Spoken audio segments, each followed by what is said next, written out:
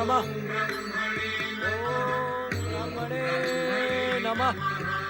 अब एक नया असुर तपस्या कर वरदान प्राप्त करने की तैयारी कर रहा है। सदा की भांति वरदान प्राप्त कर उपद्रव करेगा, जन जन को पीड़ित करेगा और स्वर्ग पर आक्रमण भी करेगा। अब तो इंद्रदेव को सावधान हो जाना चाहिए।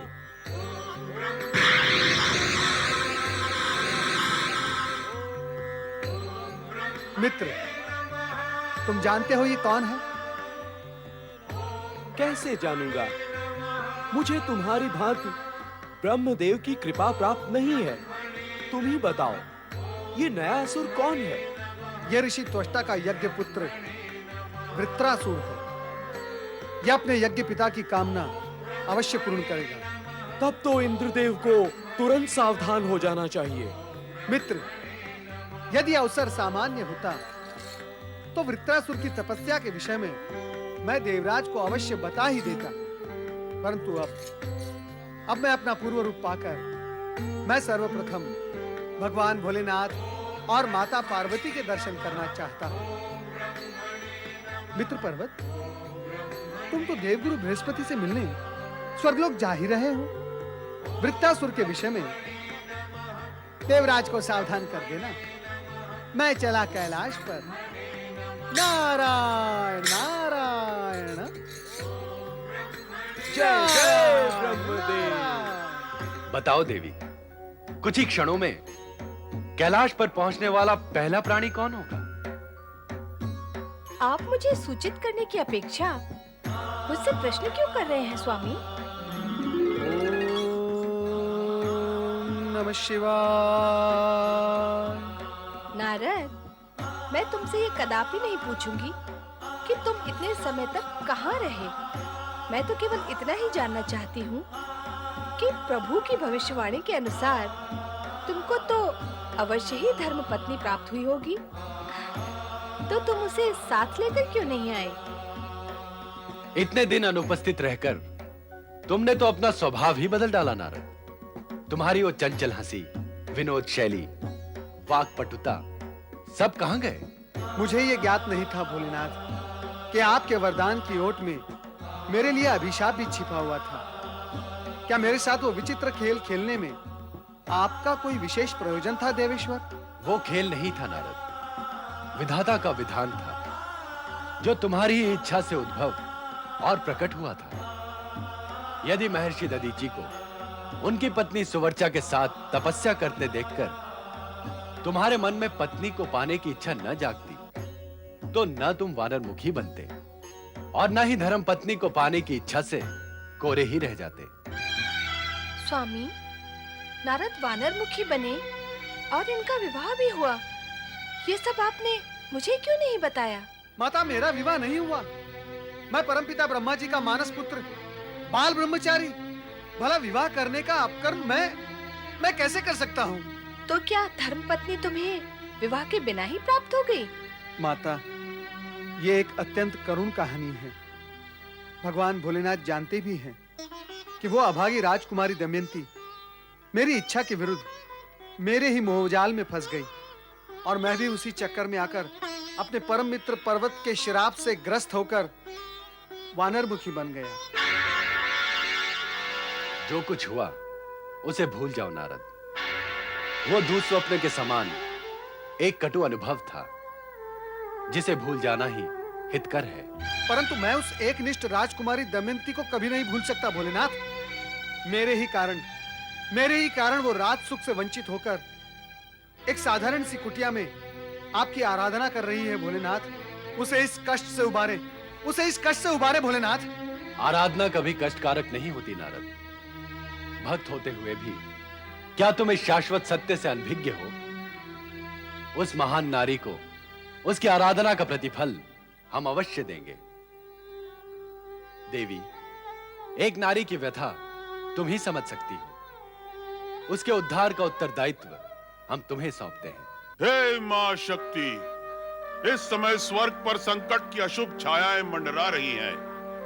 जिस त्वष्टा ऋषि ने स्वर्ग में शक्ति पूजा की परंपरा आरंभ की, उसी की सिद्धि भयानक प्रतिशोध का रूप धारण करके स्वर्गलोक और देवताओं को संकट में ढकेलने की तैयारी में है। प्रणाम गुरु बृहस्पति। गुरुदेव, अब तक तो आपने अपनी दिव्य दृष्टि से यह देख ही लिया होगा कि त्वष्टा ऋषि का यज्ञ पुत्र वृत्रासुर ब्रह्मदेव को प्रसन्न करने के लिए पर्वत शिखर पर कठोर तपस्या कर रहा है। पर्वत, तुम इतने समय से कहां थे तुम? ये सब मैं आपको विस्तार पूर्वक फिर कभी बतलाऊंगा गुरुदेव, परंतु इस समय तो देवराज इंद्र को वृत्रासुर से सावधान करना अति आवश्यक है। मैं जानता हूं पर्वत, किंतु जिसका विवेक ही लुप्त हो गया हो उसे कौन और कैसे सावधान कर सकता है? त्वष्टा के विषय में दी गई मेरी बार बार की चेतावनियों पर उन्होंने कोई ध्यान नहीं दिया और त्रिशिरा का वध कर बैठे। अब शक्तिशाली वृत्रासुर ब्रह्मदेव से वरदान प्राप्त करने के पश्चात त्वष्टा का प्रतिशोध अवश्य लेगा। इसीलिए तो मैं मां शक्ति की प्रार्थना कर रहा था। गुरुदेव, एक प्रयत्न और करें और देवराज को एक बार पुनः सावधान करें। संभव है इस बार वे सावधान होकर अपनी रक्षा का कोई समुचित उपाय करें। तुम इतना अनुरोध कर रहे हो तो यह भी करके देख लेता हूं। जय गुरुदेव।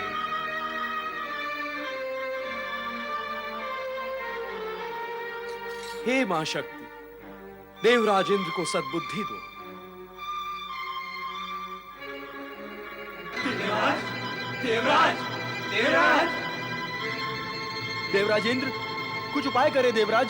त्वष्टा के यज्ञ से उत्पन्न वृत्रासुर घोर तपस्या कर रहा है। वो ब्रह्मदेव को प्रसन्न करके वरदान अवश्य प्राप्त कर लेगा। आप शीघ्र ब्रह्मलोक जाकर ब्रह्मदेव को वरदान देने से रोके देवराज, अन्यथा अनर्थ हो जाएगा। हाँ स्वामी, आप तुरंत ब्रह्मलोक जाएं। देवराज, अनुरोध करने पर भी आप ब्रह्मदेव को वरदान देने से रोक नहीं सकेंगे, क्योंकि जो कठोर तपस्या करता है वो ब्रह्मदेव से वरदान अवश्य पाता है। और ये तो आपने देख ही लिया है। इसीलिए वृत्रासुर के आक्रमण से स्वर्ग को बचाने के लिए अन्य कोई उपाय करना होगा। क्या है वो उपाय? कृपा कर आप ही बताएं गुरुवर। इस समय स्वर्गलोक और देवताओं को संकट से बचाने का एकमात्र उपाय है क्षमा याचना। क्या? कैसी क्षमा याचना? कौन किससे करेगा क्षमा याचना? आप करेंगे ऋषि त्वष्टा से। उनसे सच्चे हृदय से क्षमा मांगकर उनके भीतर धधकती प्रतिशोध की अग्नि को शांत करें। कदापि नहीं। इंद्र क्षमा मांगे उस त्वष्टा से? स्वर्गाधिपति इंद्र, स्वर्गाधिपति इंद्र एक साधारण साधु से क्षमा मांगे? ये तो त्रिकाल में भी संभव नहीं है देवगुरु। उस इंद्र द्वेषी त्वष्टा से क्षमा मांगने का प्रश्न ही नहीं उठता। जिसका विवेक लुप्त हो गया हो उसे सावधान करना व्यर्थ है। ओम नमः शिवाय। देवी शची, देखा तुमने देवगुरु को? अब वे हमारे शुभ चिंतक नहीं रहे, अब वे त्वष्टा के प्रशंसक हो गए हैं। अब देवगुरु से किसी भी प्रकार की आशा रखना व्यर्थ है। आप भी चिल्लाते हुए यहां चले आए, स्वयं कोई उपाय नहीं कर सके। उस दुष्ट वृत्रासुर की तपस्या को भंग करने के लिए आप अपनी अपनी दिव्य शक्तियों का उपयोग कर सकते थे। जाओ जाओ और उसे अपनी दिव्य शक्तियों के प्रहार से नष्ट कर दो। ध्यान रहे, आज से हमारा एकमात्र उद्देश्य है त्वष्टा की हर सिद्धि को नष्ट करना। जैसी आपकी आज्ञा देवराज। ओम ब्रह्मणे नमः। ओम ब्रह्मणे नमः। ओम ब्रह्मणे नमः। ओम ब्रह्मणे नमः। ओम ब्रह्मणे नमः। ओम ब्रह्मणे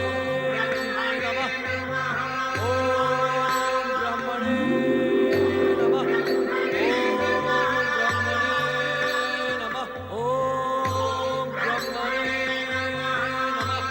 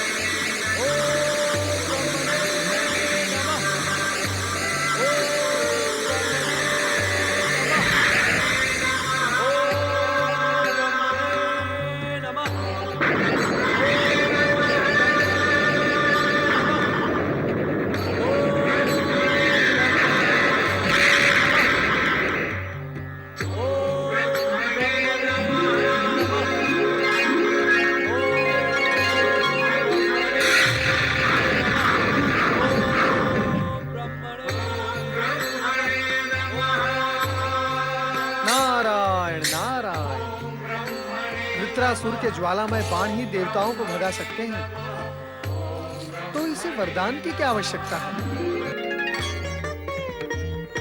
देवी सरस्वती, जिस नारद के लिए तुम इतना चिंतित हो, वो शीघ्र ही यहाँ पहुंचने वाले हैं। पर नारद इतने समय तक थे कहाँ? ये प्रश्न तुम नारद से ही पूछना। ब्रह्मदेव, आपसे प्राप्त दिव्य ज्ञान का प्रयोग कर मैं ये सत्य तो जान ही चुकी हूँ कि नारद आपकी रची हुई किस खेल में उलझे रहे, इसलिए मैं उनसे कुछ नहीं पूछूंगी। नारायण नारायण। आओ नारद, आओ। तुम इस समय वृत्रासुर की कठोर तपस्या और उसका परिणाम देखकर आ रहे हो, साथ ही ये सोचने में लगे हो कि उसको हमारे वरदान की क्या आवश्यकता है। परंतु हम उसे वरदान अवश्य देंगे, क्योंकि हमारी आराधना करने वाला हमारे वरदान का अधिकारी अवश्य होता है। ये सत्य तो मैं भी जानता हूँ परमपिता कि वृत्रासुर को आपसे वरदान अवश्य प्राप्त होगा और वो इंद्र से त्वष्टा ऋषि के अपमान का प्रतिशोध भी अवश्य लेगा।